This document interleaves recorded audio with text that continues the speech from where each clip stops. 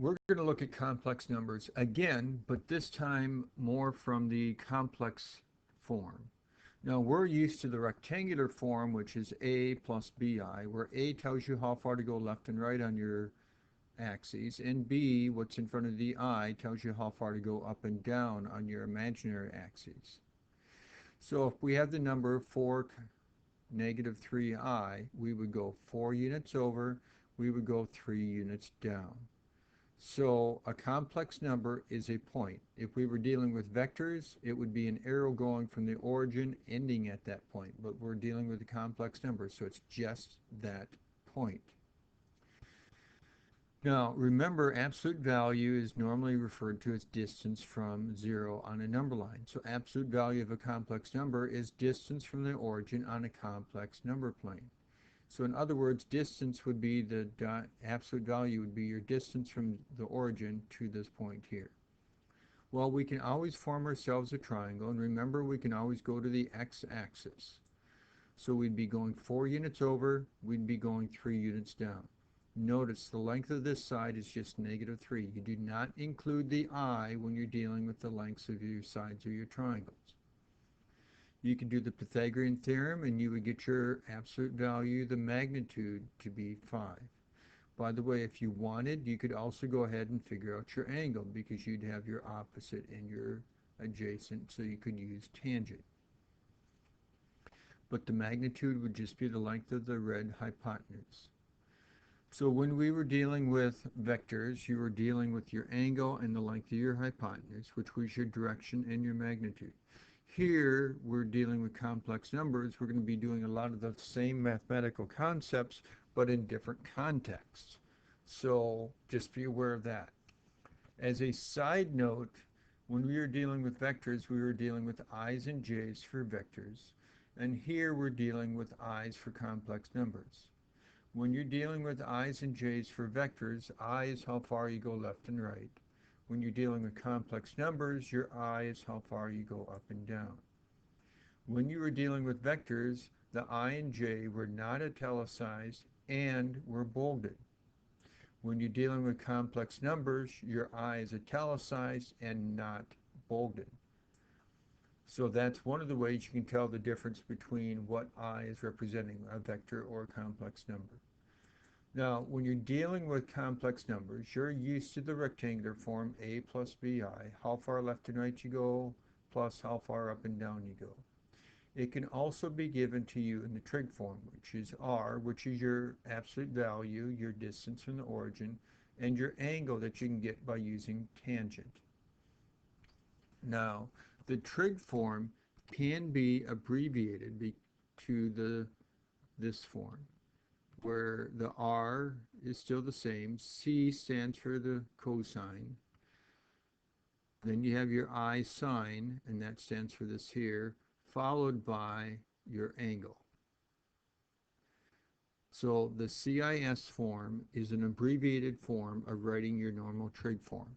Now, technically, there's also a third version of complex numbers, which are your exponential forms, which is just r times e raised to the I times your angle. Just be aware that there's a third form that does exist. We are not really going to be using that. We're going to be just looking at our rectangular form and our trig form and being able to go back and forth between the two. So, looking at this problem here, we have how far left and right we're going, how far up and down we're going. It's the a plus bi form. We want to write the trig form of it. So first of all, I would draw myself a triangle. I would go 2 to the left and 2 up, and I would get this. Now, just remember, when you're just graphing this, it's only this point, but to be able to work everything out, we need to go ahead and draw ourselves a triangle. Now, we're going to find r, which is our hypotenuse. It's a right triangle, so we can do the Pythagorean theorem. 2 squared plus negative 2 squared, which would be 4 plus 4, or 8. Square root of 8, you know, is 2 at 2. Then we're going to go ahead and find our angle. Our angle is always in the triangle at the origin. We have an opposite and we have an adjacent, so we're going to go tangent.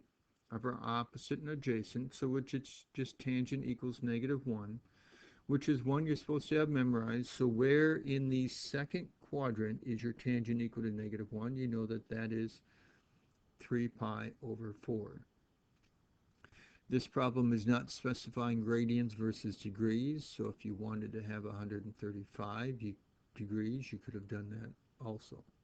So in trig form, you put down your r, which is your absolute value, which we had was 2√2, parentheses, cosine of an angle plus I sine of an angle. The angle is what we just figured out, of 3 pi over 4.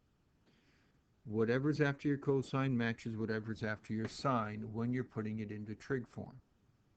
So what we have down here of 2√2 parentheses cosine 3 pi over 4 plus I sine 3 pi over 4 close your parentheses is your answer in trig form.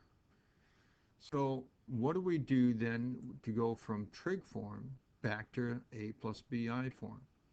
Well, you could draw a triangle with a hypotenuse of 4 and an angle of 5 pi over 6 and find your two legs of your triangle. That would work. However, there's another way we could do it. Since we know the cosine of 5 pi over 6, which is -√3 over 2, and we know the sine of 5 pi over 6, which we know is 1/2, we could substitute those in and then basically just distribute through our 4. We get -2√3 plus 2i. So that's how you go from the trig form to the rectangular form.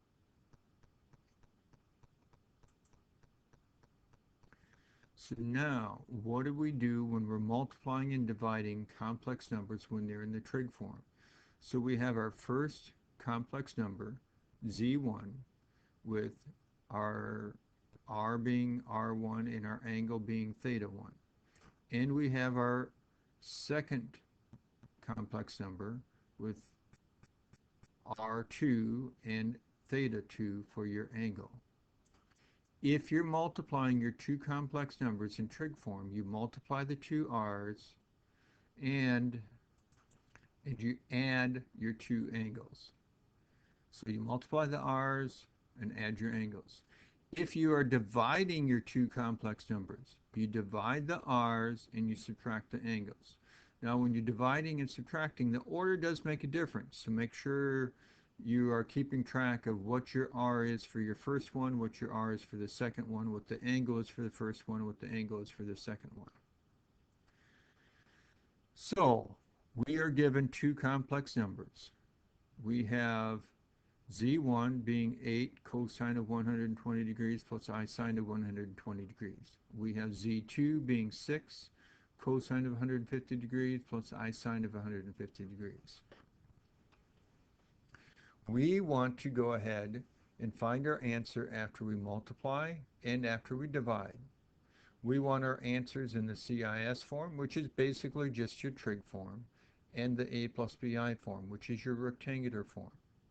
Well, our formula up here says for multiplying them, you multiply your r's. So I got to take my 8 times my 6.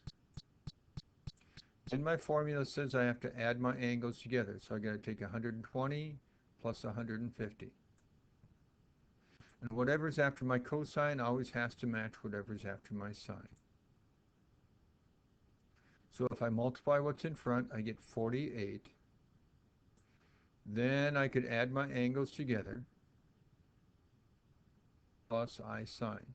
Now, that in highlighted yellow is my answer in trig form, and that's what this is asking for, is the trig form.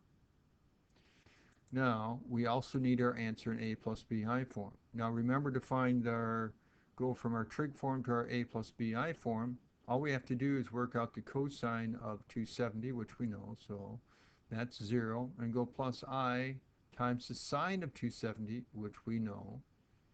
And then all we have to do is distribute through. So we get 0 minus 48i, or negative 48i. Could you have the 0 in front of all this? Yes, that would be fine. So what's in green is your answer in rectangular form. Now, we also need to go ahead and divide, it says z1 divided by z2. So to do that, we look at our formula. It says take your first r divided by your second r. So we got to take our first r of 8 divided by our second r of 6. Then it says we have to subtract our angles. We have to take our first angle minus our second angle. So we've got to take 120 minus 150. And then whatever's after your cosine has to match whatever's after your sine. In other words, what we have in front simplifies down to 3/5, or I mean 4/3. I don't know where I got 3/5 from. And then we have to subtract our angle, which would then be negative 30 degrees. And whatever's after your cosine has to match whatever's after your sine.